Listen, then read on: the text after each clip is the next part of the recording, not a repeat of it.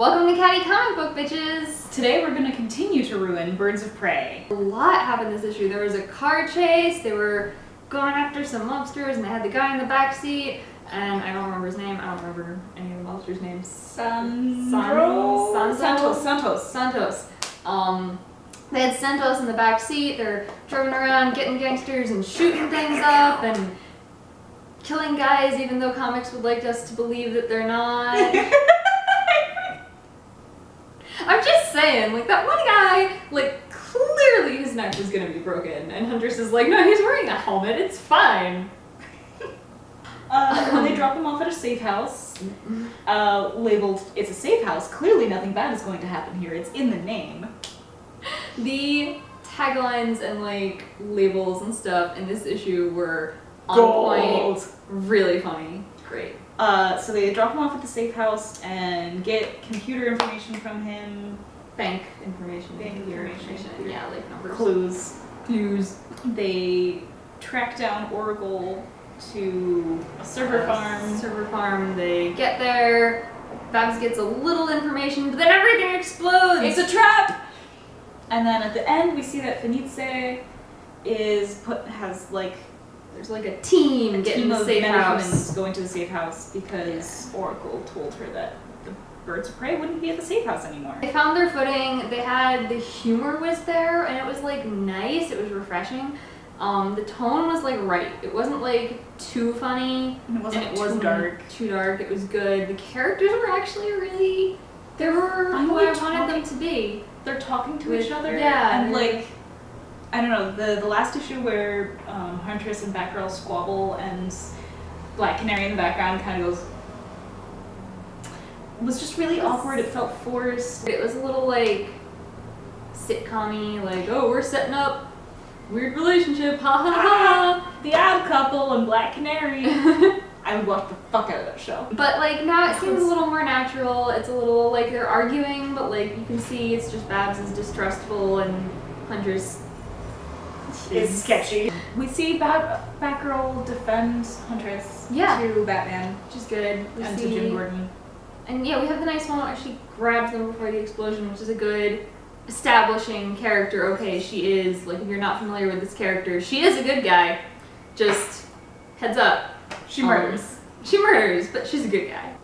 Babs' art, which we said in our review of 1 through 1, just kind of, it doesn't feel right for her character, and I realized during this issue, it's not actually the art itself. Like, her model, her character design is fine with me. I like it, it actually suits the character and everything, and like, she actually does mostly look like a grown-up. What makes her look so young and so wrong and out of place is the expressions she's making. She's making, like, young kid expressions when she's supposed to be a grown-ass woman.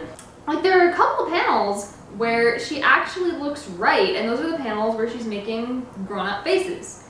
She has one panel which is very serious, another panel where she's arguing with Bruce, which stood out to me as, that's Babs, right there! But like, the writing isn't wrong. Like, she feels like her actual character, it's just the expressions going with it are weird and bad. And that's why, like, everything else looks solid. Yeah. It's literally just Barbara's expressions are pushed too much. Yeah. Which is weird because, like, there's humor in the rest of the book.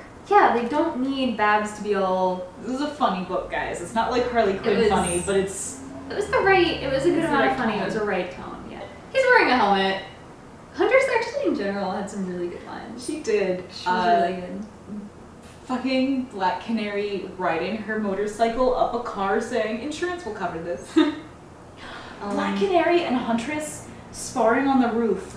Yeah, that was a good scene. Huntress wanted to prove to Dinah that she depends too much on her scream. At the end of the fight, Huntress is like, okay, I guess you aren't out of... Okay. I guess you're not that rusty.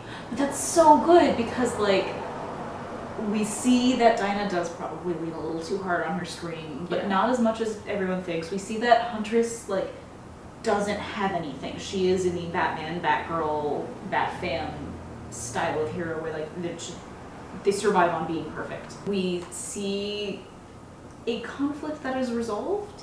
Like, now they have a relationship beyond one of them rolls their eyes while the other screams at Batgirl. The setting up the team in this episode was really nice. Like watching them grow and having a more of a relationship was really solid. Speaking of relationships, the conversation between Gordon and Batgirl at the safe house was I really enjoyed that. Like where he's trying to like, you know, oh, you shouldn't do this, and she's like, help. Yeah, a bunch of girls can't do it, meh. But it was really solid. It was interesting character building. It fit the tone of like we're trying to do a girls comic without making it like a girls comic TM. It was really Gordon-y character development. Like again, everyone in this was really in character.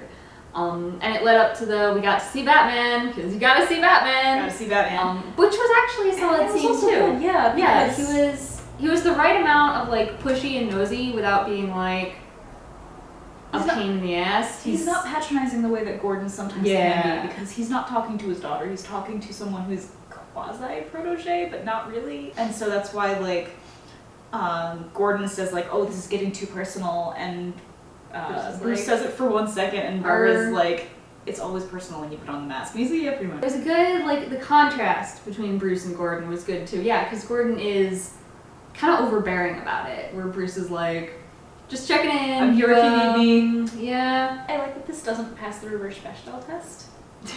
There are like two men don't share the screen ever, except for like when Santos and Gordon are in the car, but like they don't talk to each other. This is a comic about a bunch of women talking to a bunch of women. Solid. Yeah, I didn't even notice that. Reverse Bechdel is when you don't have two men talk about anything other than a woman. And it's my genre. It's my personal genre of television. And comics. And comics. And movies, everything. And everything. I really liked, Dinah has one line where she's, actually 2 lines, where she's talking about Huntress's jacket. One conversation where she's like, that must be so warm, take it off. But what I really liked was later in it, she's like, what is that jacket even for? Because Huntress is like, oh, we have to go inside now, I'm cold.